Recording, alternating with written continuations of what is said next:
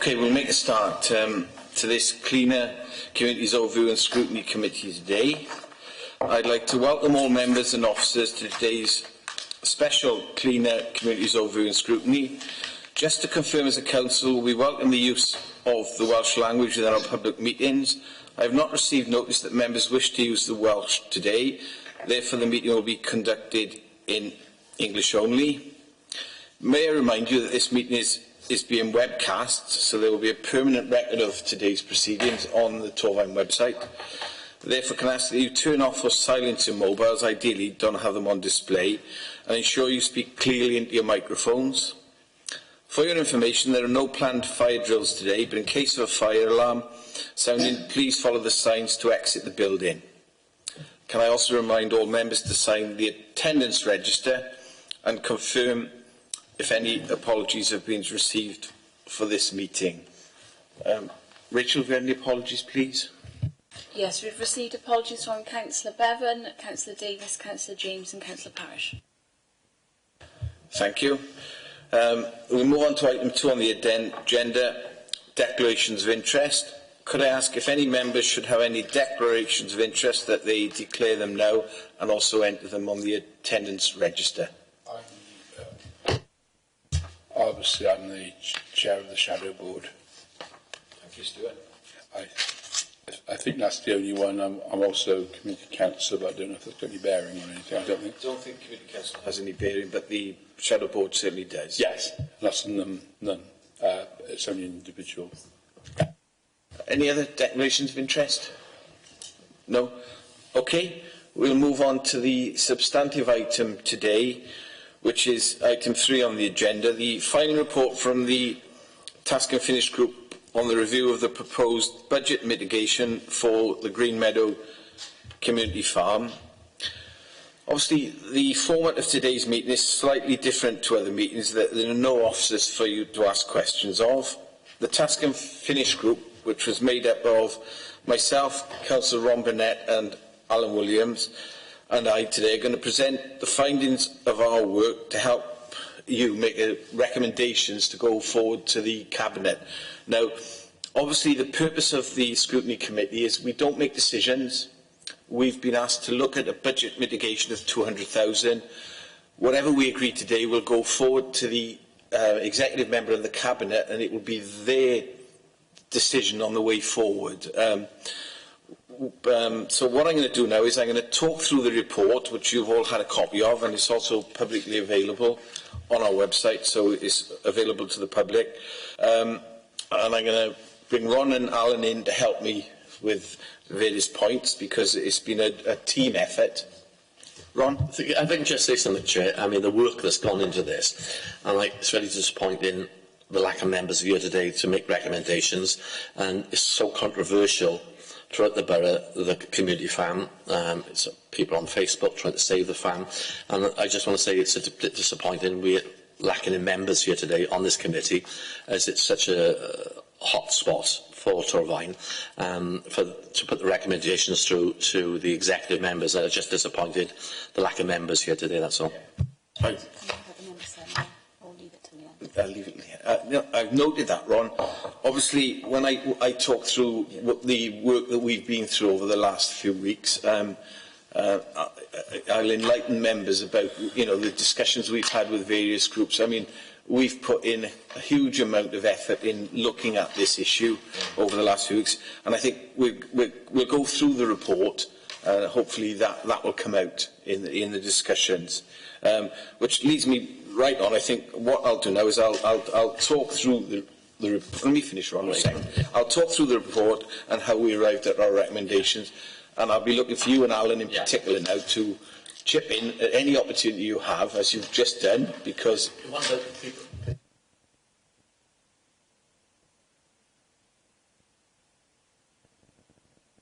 let's go back to basics. The Council, in terms of the setting of the budget this year, agreed in principle that there was going to be a 200k reduction on the running costs of the community farm. They remitted that back to this committee to look at, at how that could be achieved. And our terms of reference for looking at this were fairly narrow, really. It was what can be done to achieve that saving. But I think what I would say at the start of this meeting, and through the discussions that we've had, we've also been looking at this very much from the perspective of, particularly after we discussed it with a whole day with the stakeholders, of what we can do to preserve this vital asset for the people of Cwmbran. It's not our decision to make. It's been a very difficult discussion in terms of trying to reduce the running costs from 700k plus to lose 200,000, because there is a subsidy on the farm from the council of 300,000 at the moment, around about that figure. That's right, Kath, isn't it? So if I just talk through what we did, we had our meeting on the full committee meeting on the 23rd of January, and this is all in the report, so I'm not going to go into great detail, but this committee agreed that there would be a task and finish group set up to look at this. Originally, it was going to be 5. 2 members dropped out for various reasons. I mean, in fairness to Councillor Thomas, he did attend the first few meetings, and then work pressures prevented him from completing his work on the task and finish group. But I'm also grateful for the contribution he made. Councillor Bevan, who's not here today, for personal reasons, he couldn't take part in the committee. But we've dealt with this work, and we've come up with some proposals. In terms of the process, we've had, in the space of 3 weeks, 4 weeks, we've had, is it 6 meetings or 5 meetings, Kath? We've had a number of meetings, including, which was, to me, the most enlightening part of the whole process. We spent a whole day at the community farm speaking to as many of the stakeholders who use the farm as possible. And that was really enlightening. But the process was that we've had the views of senior officers in this council on the use of the farm. That was mainly around what use education and what use social services make of it. We've had big support from Officer David Weaver in terms of finance, and there's no detailed costings in this report. We couldn't do that in 3 weeks, so what we've come up with is some broad recommendations. We've looked at the farm. We had an excellent presentation from Sally, the director of the farm, in terms of all the use that the farm makes as a community asset. And in fairness, this is a really difficult decision, because obviously this isn't about just an asset, it's about people's jobs, and we're well aware of that, and we really appreciate what the staff in the farm do, and I think my thanks to Sally, because she really put over to us the immense benefits that the farm produces. But saying all that, we still had to look at the terms of reference of this task and finish group was to look at how we can save £200,000 from a budget of 700,000 plus, which would significantly reduce the cost of running the farm. Now, clearly, with a reduction of that scale, we concluded fairly early on we would be unable to continue exactly as we are. There would have to be change. Is that a fair summary, Alan? So that was the mindset we had. And we've listened to what officers said, and we've listened to what all the stakeholders said, and we've come up with a number of options. If you turn to, well, I'll go into a little bit of the detail first. In terms of the discussion, obviously we looked at the land, and there's some recommendations in there in terms of the land. There's the big central area and there's some adjoining fields. Well, we've made a recommendation, possibly you could lose some of the adjoining fields. What we were trying to do with the cost cutting was trying to protect the big central hub, the buildings, the stuff that is used by the community. The fields to the side were mainly used for grazing for some of the big animals, and we're suggesting there may have to be some change there. But in terms of the benefits of the current offer, on page 4 of the report, we looked at schools, formal education, volunteers, outreach, community groups, regular users, the tourist attraction and the cafe. And then we came up with a number of suggestions for ways of going forward, and there's, if you turn to page 5 of the report, it's 3.342 and 361. We came up with a long list of possible recommendations, and I think possibly the best way for us to discuss this is talk through 361, the possible recommendations, and then we honed that down into some recommendations that could go forward for the executive member and the cabinet to consider. Bear in mind, our mindset after all these discussions was we want to retain the offer as best we possibly can, bearing in mind the mitigation of 200,000.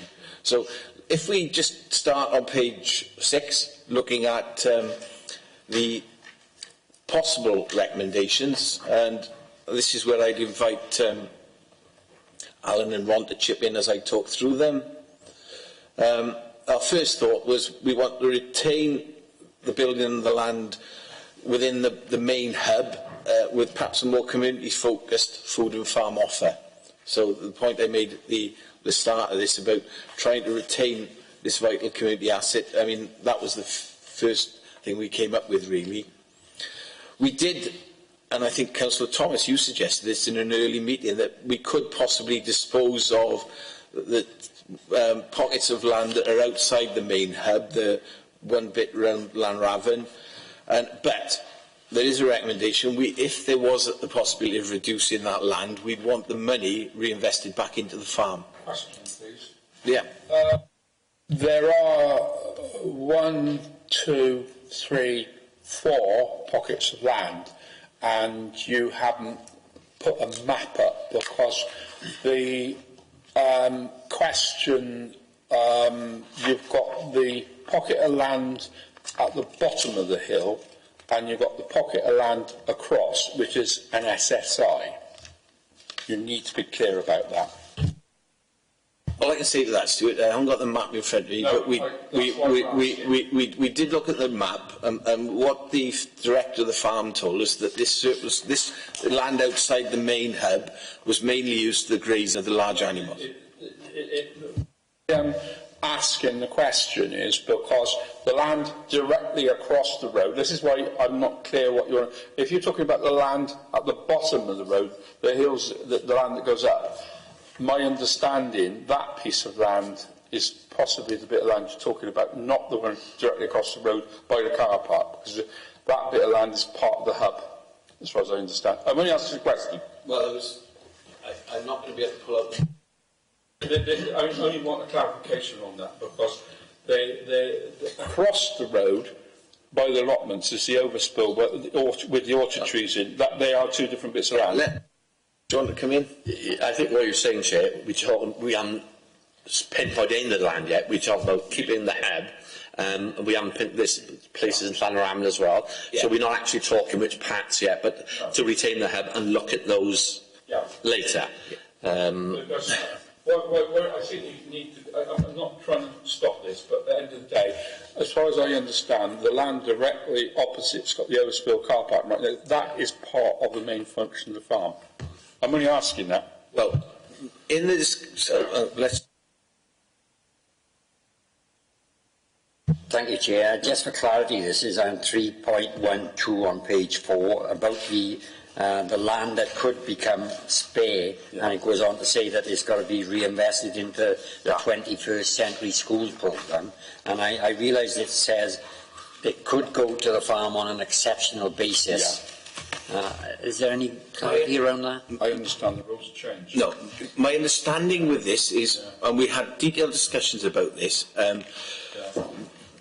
up to now, the Council's view on capital is it all has to be invested in 20th century schools. However, my current understanding now is that the rules are being loosened. The Council has just received extra capital funding from the Welsh Government, and there is now the possibility that capital can be invested outside the school. Now, again, that won't be for us to decide, but we were quite clear that if we're going to try and retain this farm, it needs some investment in capital. The dragon where the water feature used to be, if you're going to keep a visitor attraction, it's been allowed to get into derelict state in a sense over many years. So what we're suggesting, and we'll come to that under 362, is if that land, we said exceptional because when we were first talking about this in the Task and Finish group, it was quite clear the advice we were getting was it had to be 20th century schools. But while the Task and Finish group was going on, the Cabinet discussed the budget, and Nigel O'Rillis, the Finance Director, even in that meeting, talked about there was going to be a loosening. And I understand since then there's been further capital made available from the Welsh Government to the Council. So I believe there is a loosening of the criteria for using capital. So I think it's a legitimate recommendation that this committee could put forward. But as I said, it's a recommendation from us. It'll be for the decision makers to make the decision on. Yes, thank you, Chair, for that clarity. I heard that yesterday because obviously one of the questions about whether you find somebody outside to run it or whether it's still run by, that is a big question, and that would be something you need to be flagged up as this discussion. No, that's.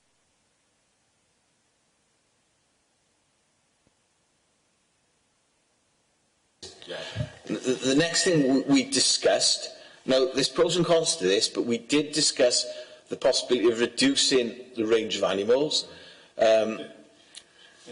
Stuart, I'm just telling you, we're looking at a budget mitigation and reducing reducing the cost and risk of keeping some of the large animals. Now, we haven't done costings on this, so all we can say is, and there's a downside to that, if you start reducing the range of animals, will the visitor attraction get less? So there's issues, but the remit of our group was to look at trying to save £200,000. Yeah. The other thing we looked at, and we had detailed discussion of this, and Alan in particular was looking at the throughput. We explored the opening hours during spring and the summer, and perhaps only opening on weekends during autumn and winter. So we were looking at, is there any scope, particularly in the winter months, to, perhaps shut on a Monday or things like that, because the biggest cost of the farm is the staff. Yeah. Alan, do you want to come in on that? Come on that, Chair. Yeah, it is the major cost within, as you know, and there are consequences in terms of what we do with the offer for staff and for the way it's run. Now, one of the things we looked at, or I looked at particularly, were the opening hours, and it does need some radical change in terms of opening hours, because when you look at the turnover, people coming through the gate. I'm not talking about groups that use it now, because our suggestion is those groups carry on using the central hub right the way through anyway. But 78% of the turnover of the farm is done between 22 and 26 weeks of the year. That's very striking, isn't it? And then when you sit down, and if you look even further, 60% of its turnover is done between 13 and 16 weeks of the year. So in a quarter of the year, it's taken in 60% of its turnover. And you can take that as being school holidays, some of the large feasts such as October when we've got the big night at the farm there, and Easter, some of these big bank holidays, they come in as well and produce the largest amount of the turnover. If you look across some of the other weeks, there's actually 13 to 16 weeks where there's only about 1% of the turnover taken. So you've got 16% across 16 weeks. So we need to radically look at whether we can adjust that. And there are implications to the turnover anyway. It doesn't mean to say the turnover will stay the same as that. But what we're trying to suggest is, if we can radically change this turnover to keep them over during high days, holidays and feasts, maybe something on a weekend over certain months of the winter, and maybe look at introducing some other big events, not some of the small events, but big events to generate more turnover. We can make a market difference to that.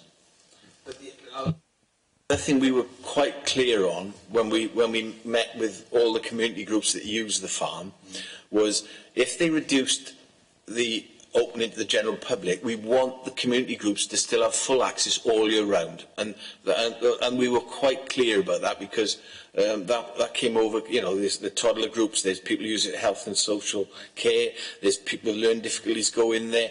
There's even a group that use a disabled group that use carriage driving in there on one of the fields. No, there's some marvellous stuff going on in there, and we did not want in any shape or form to reduce their access to this facility. I was just in, if I may go,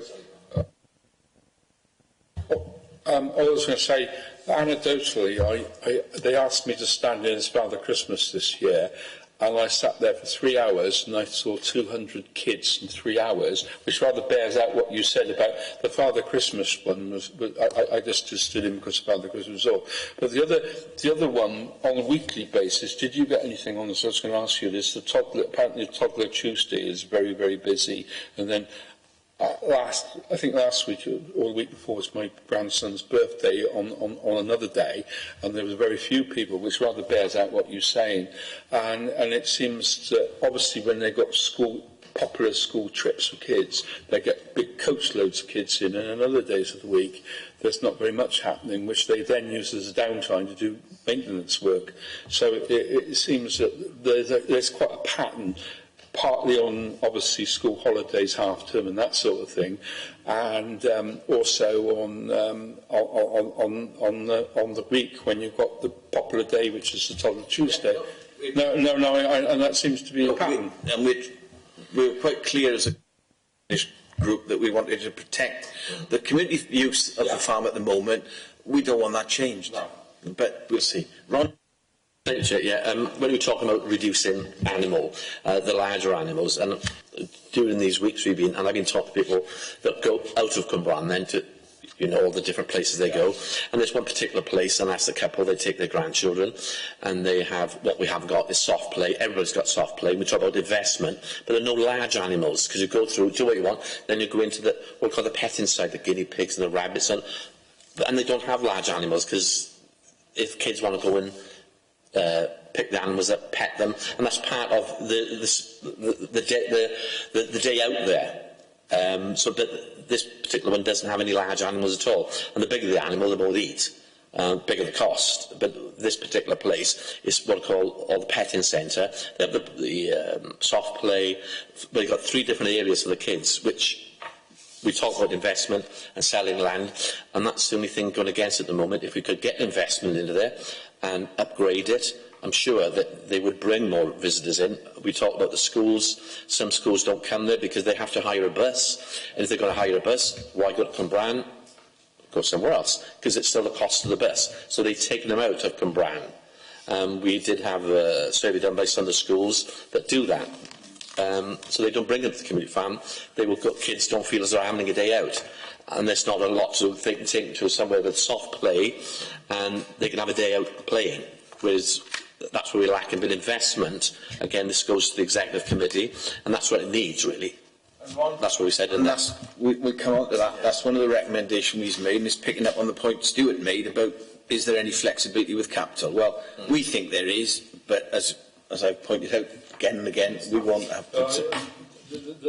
The one other thing is, and you've hit it in this report quite well, is the affordability between schools, a tourist thing for other people coming in from Newport, Cardiff, and that's what I was seeing, and local people, whether they can afford to use the facility for other things, groups and the local populace. And I think you've rather hit it well in this report, to be quite honest.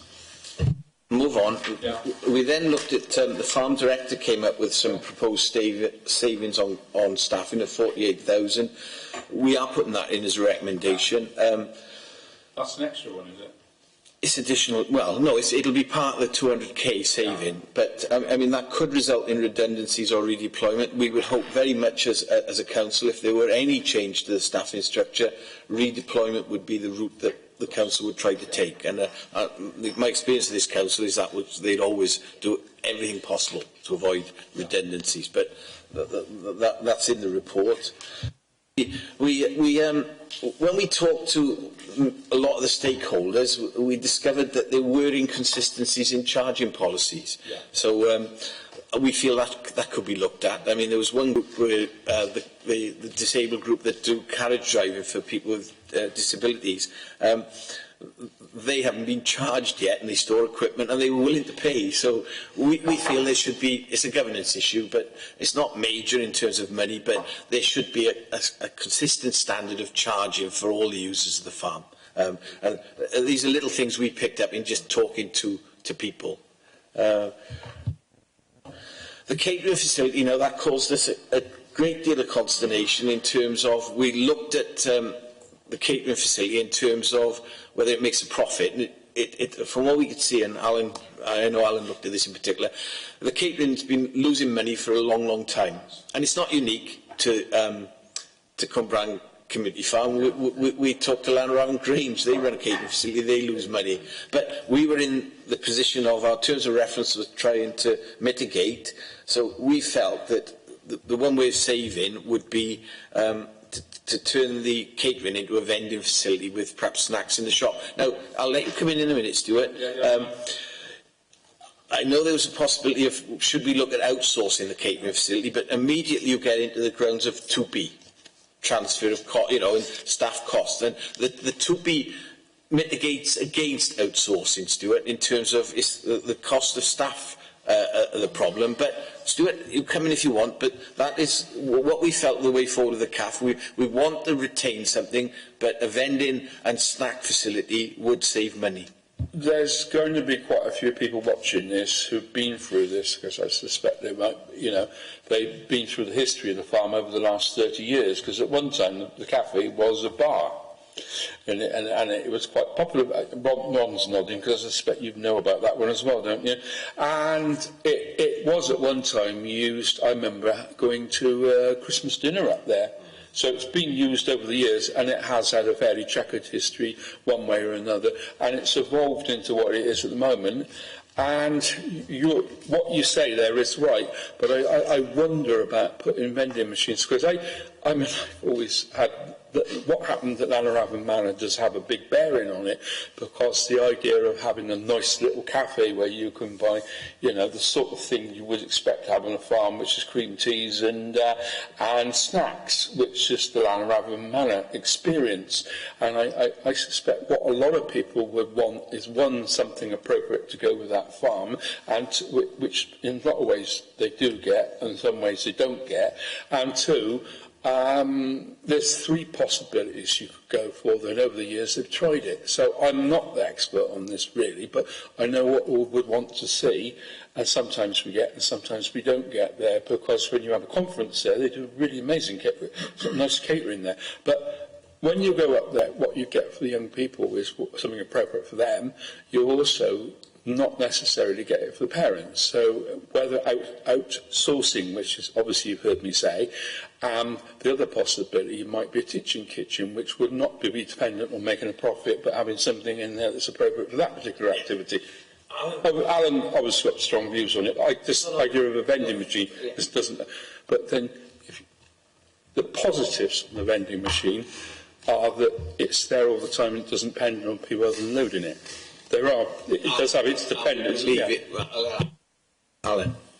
Yeah, thank you, Chair. I mean, everyone would probably prefer a cafe to a vending option, but you have to look at it in context of the fact of, first of all, the 200,000 and the hard facts of what we have to do.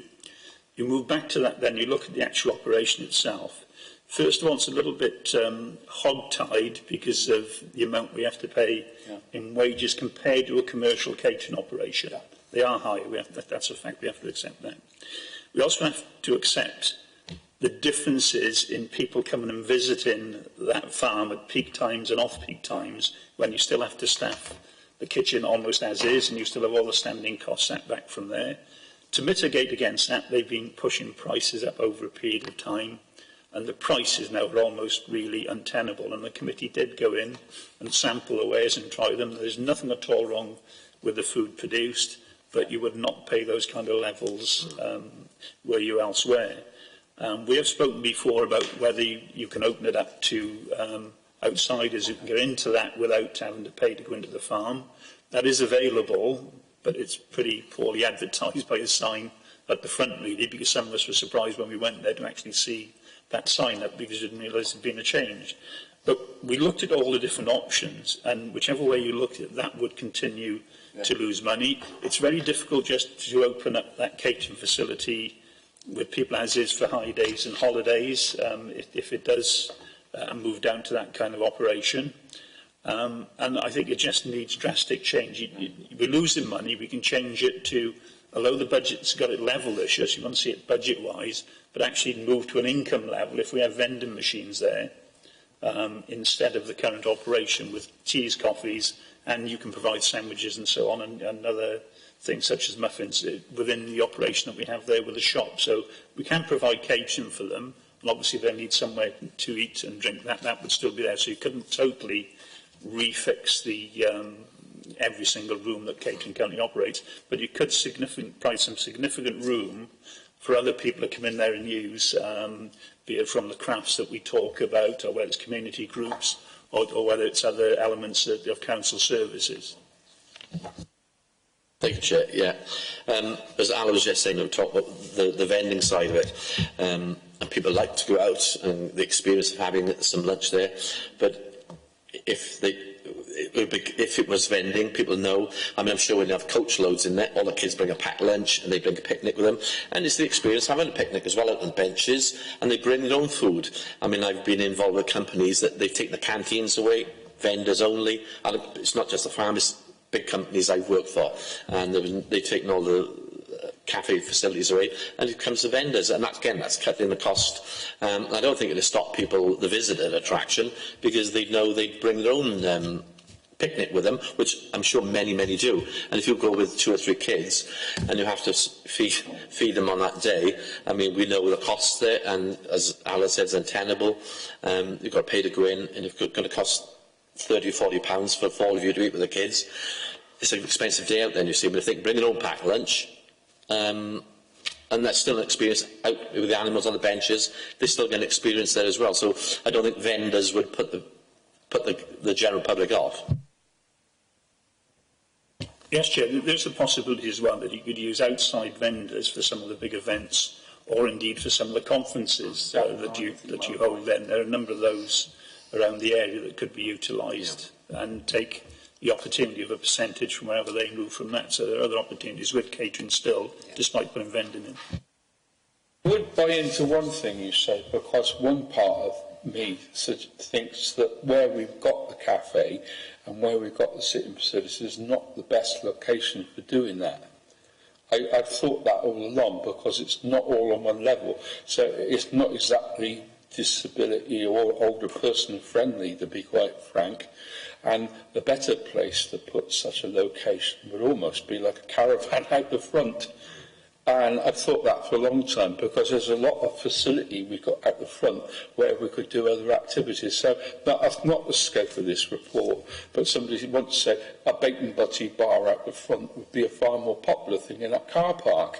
I think you said it flippantly the last time we looked at it, and other people said we could almost put a garden centre out the front, and that would be an ideal location. It's not the right place in a way. We would make better use of that space for other activities. And I think that's what you're almost pointing towards. Stuart, yeah, so on that basis, if you read the next basis, and Alan has made this point quite succinctly, we're talking about developing perhaps a community wellbeing facility, or other groups may use the site. So that sort of points towards maybe doing it differently, which probably, on that basis. But just getting back, this terms of reference was, we are trying to identify savings. I just apologise to Councillor Thomas. I should have said at the start of the meeting, Councillor Thomas got some pressing business to attend to, and he's only here till 2:30. Sorry, I forgot to mention that at the start, David. And we looked at was to explore the possibility of using some of the buildings to locate council activities that are currently situated elsewhere in the borough, provide service to the community in the farm. And to be honest, the one area we thought of was the play scheme people. They already run some of the events, some of the like Halloween and things, and we're suggesting that other events could be run.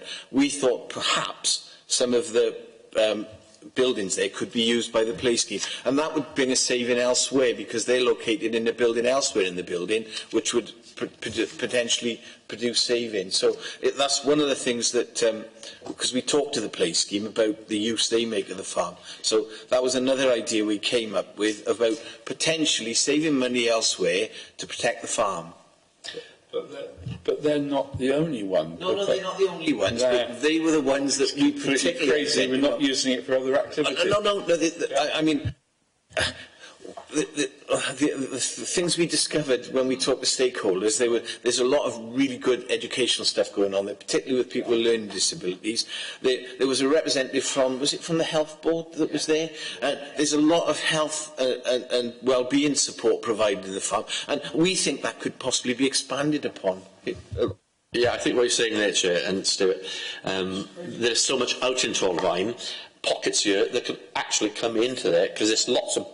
You couldn't take the community farm, put that somewhere else, but you could bring other things into the farm, and the play schemes, whatever, and there's so many little fractions of things going on out there that could come into the community farm because there's so much space there, and we know some of the buildings need a bit of refurbishment, but this is what we're talking about, what's out there. It's the recommendations at the moment, and it's things that could be looked at later on, bringing things in. Again, when we were talking to stakeholders, we didn't realise how many people there were that coming and using it, again, on the charging side of it. But on the health and well-being side, there's lots out there that could come into that farm and look at it as well, and bring the costs down at other parts of Torfaen. You know, they marry people in the community city farms in Bristol. Yeah. You know, I thought of doing that. We can move on. How do you say that? Yeah. Oh, sorry. And the last thing we explored was obviously new large income generating. Now, we know, because we looked at figures, that some of the events that are run there, like Halloween and around Christmas, they generate quite a lot of income. And we thought they should explore things like St David's Day, Easter, Mother's Day, Father's Day. And if you had the play scheme in there, potentially they could help with that. Yeah. So they were the sort of ideas that we come up with. Now, don't forget, we spent about 5-6 days working on this over the last 3 weeks. We could not come up with detailed costings. We looked at financial trends on things like the cafe. So we then honed that down into page 7, a series of recommendations to go forward to the committee, which I'm hoping, subject to the committee agreeing, that we may be able to put forward today. And they're spelled out, and do I need to repeat all these again? I mean, the one is about, we want the main hub to be definitely retained, with the possibility of some of the activities, particularly the play scheme, and I'm going to hammer that point because we felt that they provide a community facility. If we can get something else in there to generate interest in the farm, it'll keep it. That we did come up with dispose of the surplus pockets of land, but reinvest in the money, and that was a key thing. David? Yeah, thanks, Chair. I would just like to say on that point, because, like I said in the beginning, that was one of the ideas I came up with in the beginning, of selling the surplus areas of land and reinvesting that back into the farm. And I would like it to be said that it would be a real kick in the teeth to the community and the workers of the farm if that money didn't go back into the farm and it was taken away for 21st century schools. Now, I know you've touched on it to say that there's scope for that not to happen. I just want to say I think that if the sale of the land is taken away from the farm, that would be a real kick in the teeth for the workers that have kept that farm going and the community of Torfaen. What I could suggest there is, at the moment, the wording of the recommendation is "and consider reinvesting." And should we change the word to "strongly recommend"? Yeah. All right. No, because that was the thinking. Yeah. I mean, we were quite clear on that. Our eyes were open, really. Let me just finish, Alan. Our eyes were open when we looked at this in the round, from talking to the officers and talking to Sally and having presentations and talking to the users of this farm. We came up with a conclusion: this is a real asset to the community. What we're trying to do here is scale it down a little, but protect it. Yeah. That was our thinking. The one set of activities, sorry, did you, Alan, the one set of activities you haven't got in there, which I dearly like, and I know Councillor Daniels would as well, is the South East Wales Eco Awareness Centre, because in that middle of that farm, and I saw it last week when I went round there, I didn't know it was there really. There's a little valley in there which is like a forest centre, and it's totally pristine. There's nothing, and they're doing a lot of work on the background with kids in there. There's no rubbish in there, nothing. That little valley in there with the ponds and everything. In the middle of that, it's totally unique because nobody puts rubbish in it, and it's not the other main part of the work of the farm in there. Building on the back of that, you can do stuff that's beloved to me, but horticulture, global warming, and all that stuff. And the prospect of doing work on the back of that is quite unique to that piece of ground there and to the farm. Now, they've got some people in there doing that stuff. Now, I can't emphasise that, the well-being type of stuff that come off the back of that. Now, that is something completely different to what you got suggested there. Now, we're hopefully in the future going to be doing global climate change emergency work on this council. Now, that's another strand of work which that farm could do very, very easily. And that's not mentioned in this one. And the reason it's not mentioned is we didn't discuss that. No, I know you didn't, but I want to make sure that you got it flagged up. Well, it's under well-being, which you certainly would have. Yeah, I'll let Alan come in. Well, I think, Chair, we can only flag up what we know, and we didn't know that. But So, the farm does sorry, have Stuart, to- I'm speaking a minute. Sorry, I can't hear. We can only flag that up when we know about it. We didn't know about it. Now we do.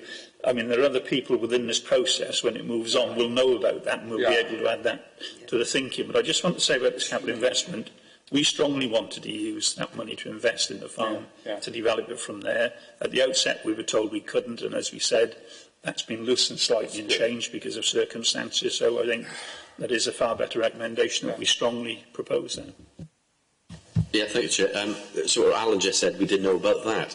There are lots of things about the farm. You just mentioned the eco side of it. Yeah. I mean, if you go anywhere, other farms or wherever, there are craft people. There's not much craft going on there. We could open it up to craft stalls and get bringing income that way.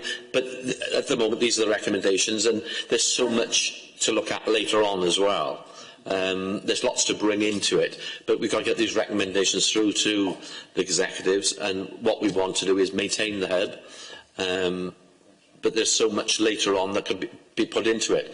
I mean, if the committee are happy, we could add a note about what Stuart has just assessed. Can I just say, that has been sat there and it's been the work of the farm, but what is totally unique is that pristine piece of land there. It's not been vandalised or anything. I just couldn't believe it was there.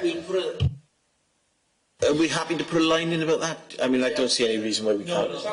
Comment or recommendation? Do you want as strong as a comment, a recommendation? We'll add it.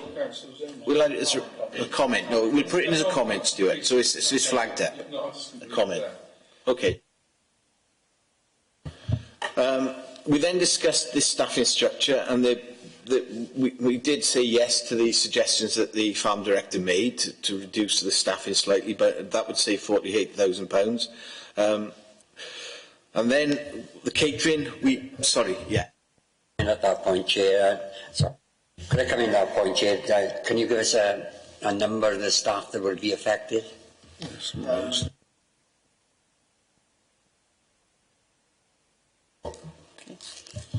a reduction of 29 hours per week by a senior education assistant, a reduction in the grade of the farm director, a reduction of 7.5 hours per week for the maintenance and grounds assistant, a reduction of 11 hours per week from the farm assistant, and a reduction in the use of casual staff. Thank you, Chair. How is that going to affect the number of volunteers there? Because obviously a lot of it's volunteer support. This is paid staff. No, I'm asking the other question quite deliberately, because going through that form there's an awful number of volunteers and support. So obviously if you reduce the staff, you reduce the volunteers, ergo. I think it's fair to say, Chair, Sally hasn't flagged up any change in the use of volunteers. I'm asking that question. She hasn't flagged that up at all. No. Obviously, they got very intensive voluntary work in there, and that's obviously dependent on the staffing in there. In terms of staffing, That's the question. in terms of the overall staffing, this isn't a great reduction in headcount, but something like, was it 27 full-time equivalents at the farm? This isn't. I wouldn't have thought, Stuart, this is going to make a significant difference to the volunteers. It has to be asked, because when you take staff away from the facility, you also take away the support for some of the volunteers in there as well. Well, I think what we can do with that, Stuart, is we'll flag that under the comment. In the comment, we'll just make a comment. Sorry, Chair, I think my view is this report was from Sally and Sally produced it. Yeah, no. So were there any reduction in volunteers? Given the presentation you made and the part the volunteers played in that, she would have flagged it up. No.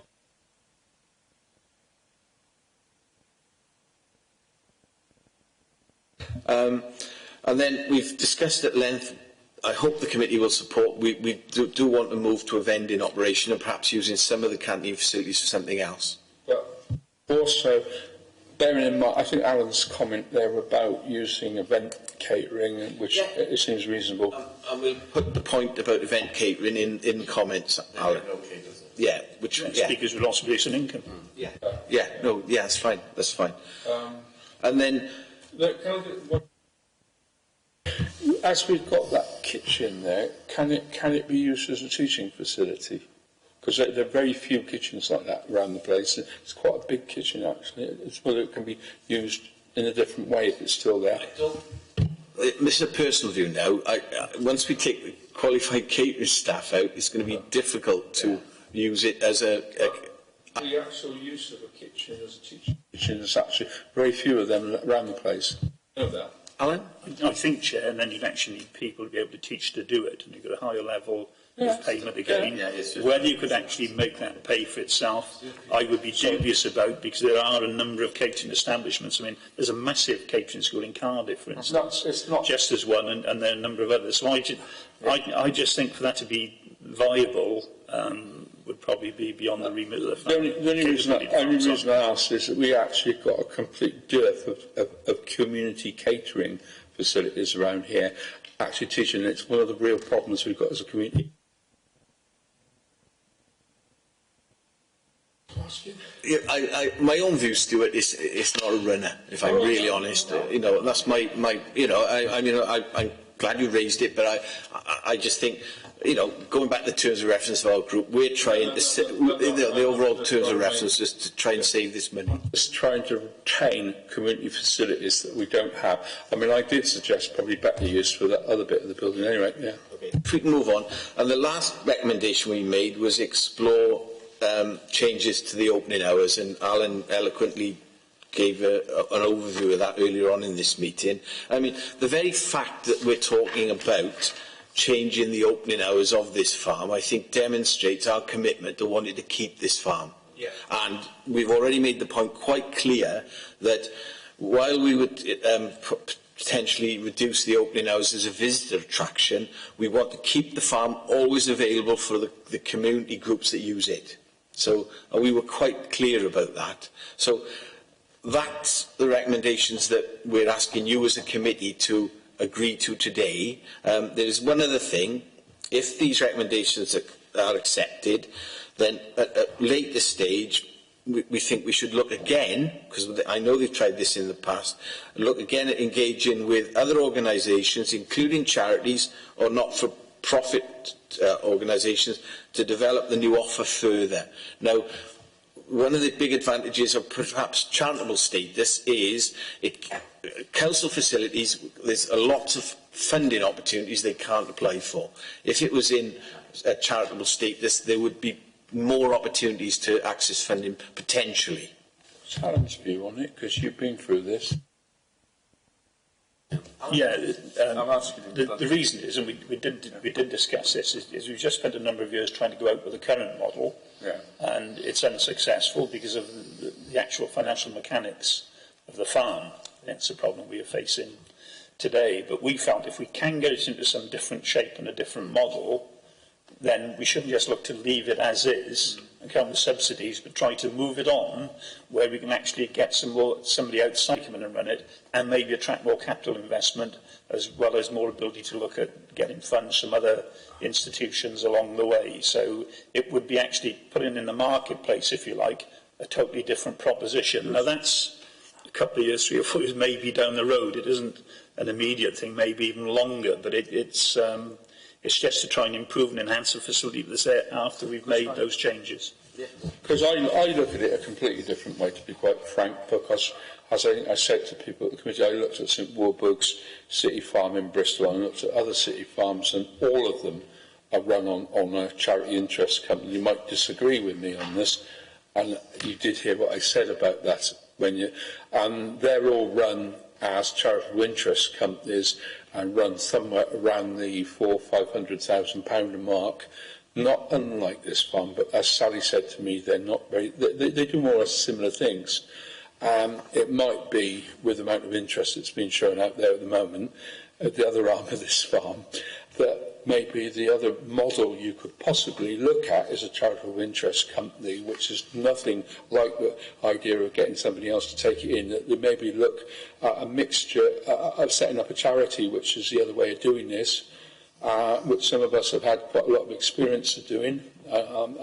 You bringing in all the Welsh the other people that had the conversation with was the Welsh Cooperative Centre. I agree with you, you can't do it immediately. No. But there are people out there who can come. The other point is that the community councils around here can't touch this while it's still in the... Yeah, well, they could if it was outside of the council. Come back in then, Stuart. Stuart, we flagged that up, but, I mean, going back, our terms of reference would look at this mitigation. The other thing, I'll bring you in now, Ron, the other thing we did do, when we spoke to the stakeholders in particular, there's a lots of groups with protected characteristics under the Equality Act 2010 who use that facility. And I've flagged up a few of them, the carriage riders with people with disabilities, people with learning disabilities. I've shared with the Task and Finish group the Equality and Human Rights Commission guidelines, and we're making a very strong plea that there should be a full public consultation on the future of this farm. And that's important, and we've all seen the recent press on this, so this should be open to the public to make sure that their views, because we didn't do a formal consultation, we've done 3 weeks, we've spoken to stakeholder groups, but including the Friends of the Farm, but we didn't do a full public consultation. The views of the public need to be clearly heard on this before the executive member makes any firm recommendations. That was... Ron, do you think I got that right? Yes, that's it fully. So that's where we are. Stuart? Yeah. Thank you, Chair. And first of all, I want to thank the Task and Finish group for the work that they've carried out. There's quite a lot of work here, and they've done very well, and I congratulate them on that. Not an easy job by any means. One of the other things I thought we could put alongside the Halloween and the Christmas is a countryside day, which was very popular up at the Garn Lakes when we were able to do it, where you could have dog shows, sheepdog trials, and that's another opportunity there. But what I was concerned about, and I reference 3.31, Chair, page 5, that was executive members' presence on the board.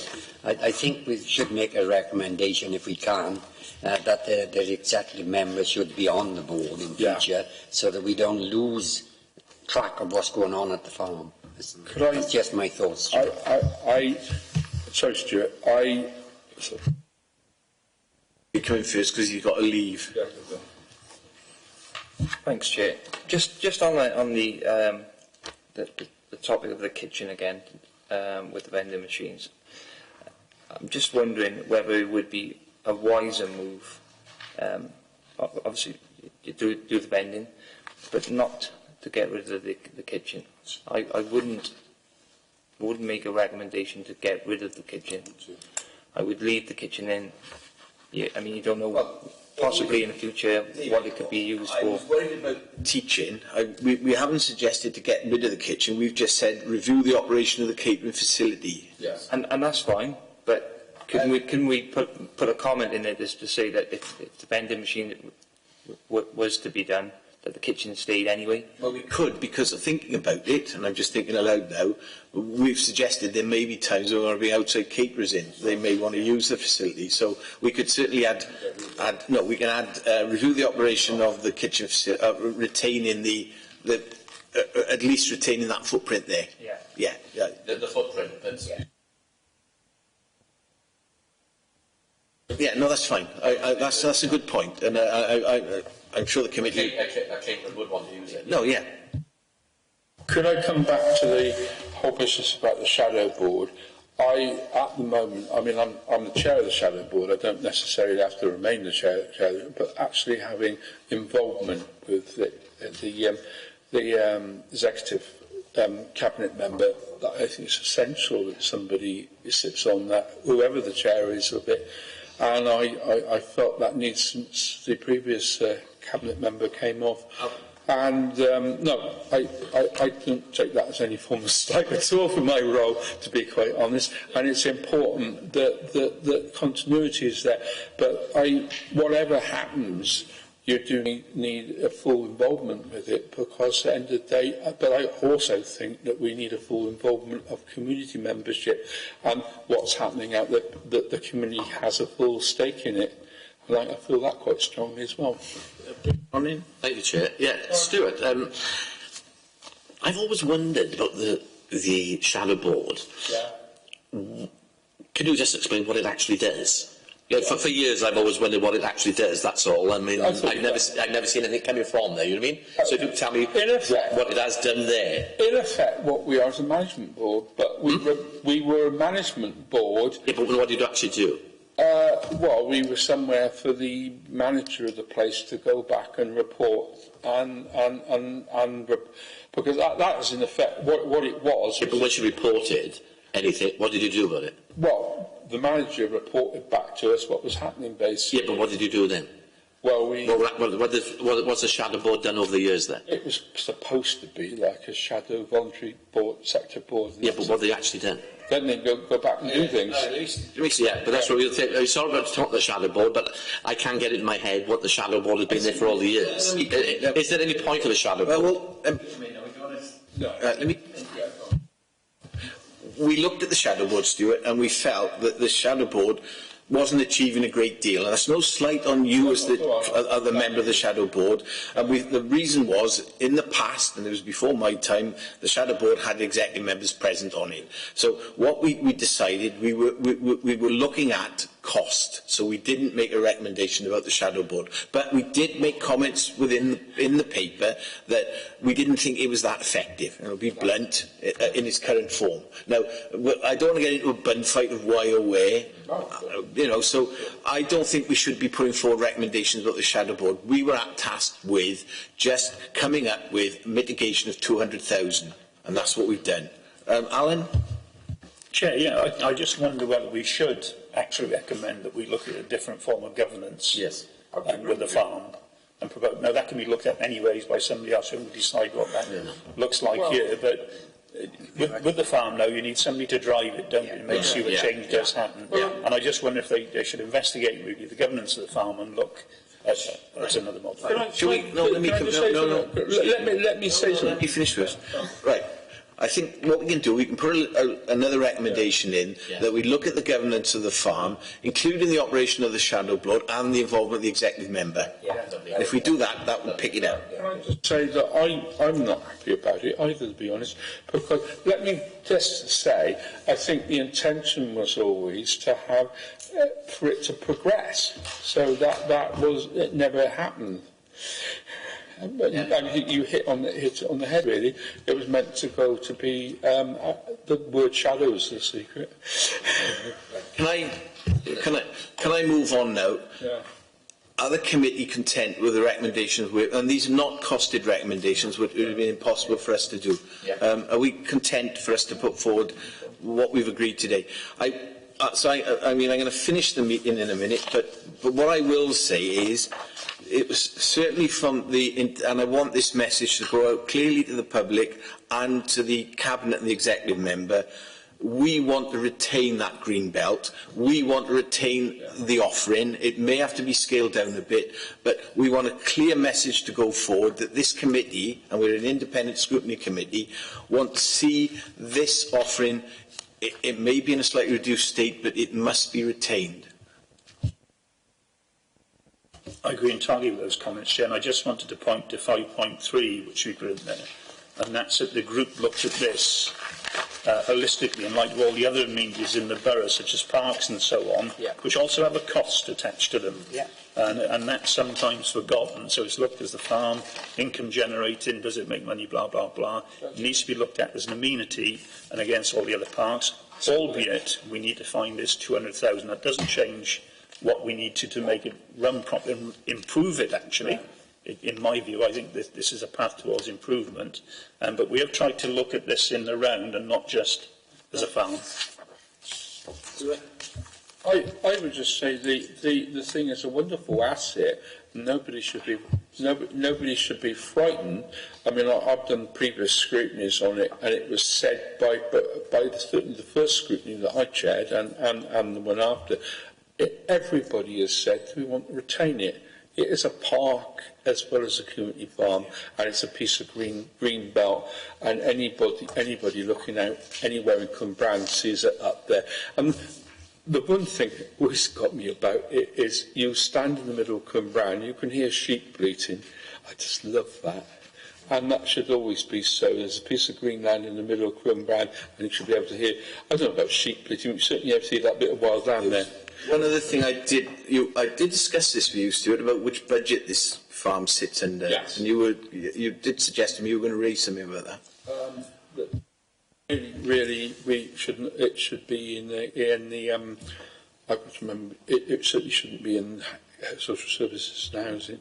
Yes, I was in the social services. Housing and social services.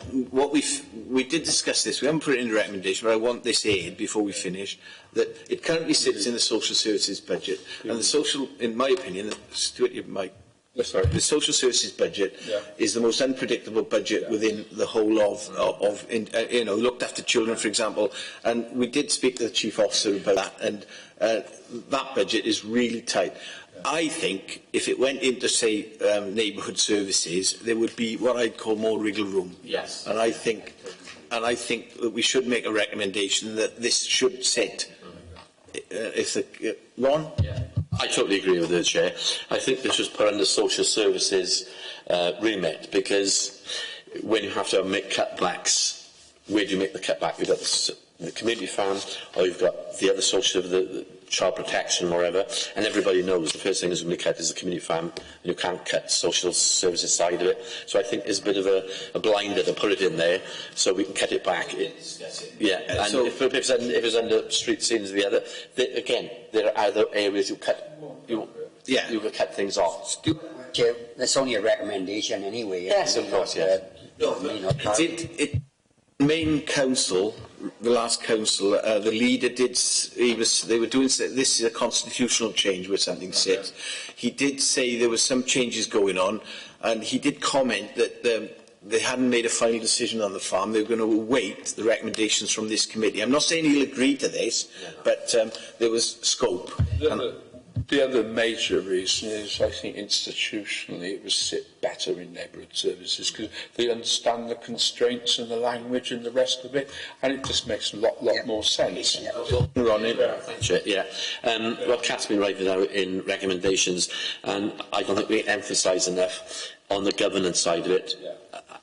A much stronger governance to push it forward, and that's what's going to happen. You've got Sally's managing the farm, she manages the staff, but you have to have the governance there, and when they take back a problem, and they can bring that back to council, and that's what's happened over the years.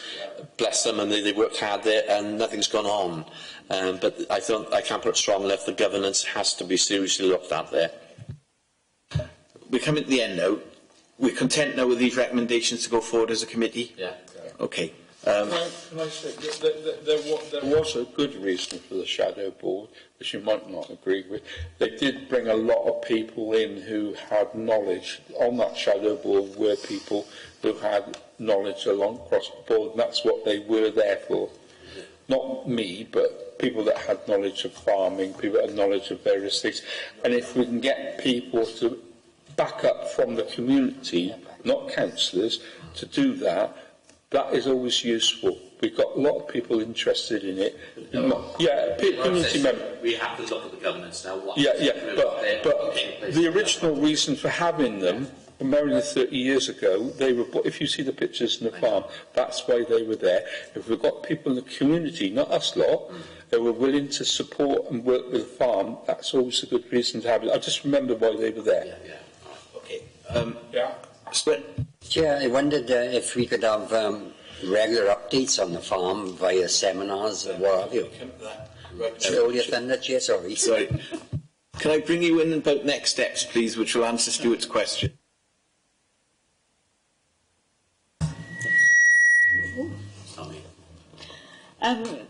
You've just mentioned member seminar, Councillor Evans. Just as you've all agreed now that you approve the recommendations, and I'll obviously make the tweaks to them as we've seen and send them out as per usual. We were under the impression that a report would be going to Cabinet on the 9th of April for this to be taken forward. Councillor Jones would have presented at that and given his findings of the Task and Finish Group and today's meeting. But given the interest in this and everything that has been said and some of the press articles and wherever, the leader has suggested that we take it to a member seminar first to give everyone the opportunity to see what's been said and what's been looked at. So there's going to be a member seminar on the 29th of April, and then there will be a report going to Cabinet in June. So it'll be in June that the decisions will be made and taken after everything's been considered. Thank you, Chair. Yeah, the member seminar, will that be webcast? Member seminars are not usually webcast. I don't know, I can ask. I think that back Dave's suggestion up there.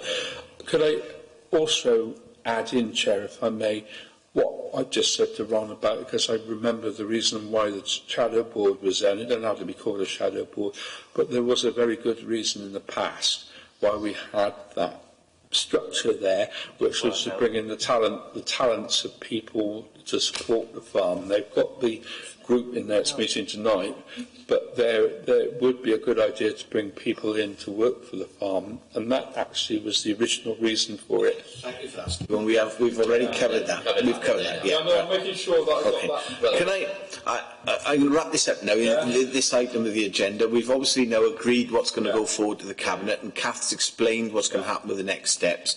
I did thank a number of people and said who we'd spoken to, but people in particular I want to thank is Kath and Lynn Williams, who's taken ill, but they've been the officers that have been doing a huge amount of work over the last few weeks, which is on top of their normal work. And I'm very grateful to Kath and to Lynn Williams for the support that they've given this Task and Finish group in getting to the stage of producing this report so quickly. So, yeah. So I'm going to finish on that note and just quickly move on to the agenda, which is the close of the meeting and item for the next meeting. Our next meeting is going to be held on Thursday, the 9th of May at 1:30. And we're going to be looking at the creation of litter and fly tipping strategy over 2019-20, which is going to be a very interesting discussion. Workshop setting. Yeah, but that's going to be slightly different to our normal scrutiny committee, because what we're going to do with that is, before they start drafting any policy, they're going to talk to us about it. So later on, the policy will come to us, so we're going to have that in a workshop setting. Yeah, but I think that's a good idea, because it's getting us in early with views on another subject that is really important to us and to our residents. So I'd like to thank members for attending and contributing to the meeting. I'm now going to close the meeting to the press and the public, and thank you very much.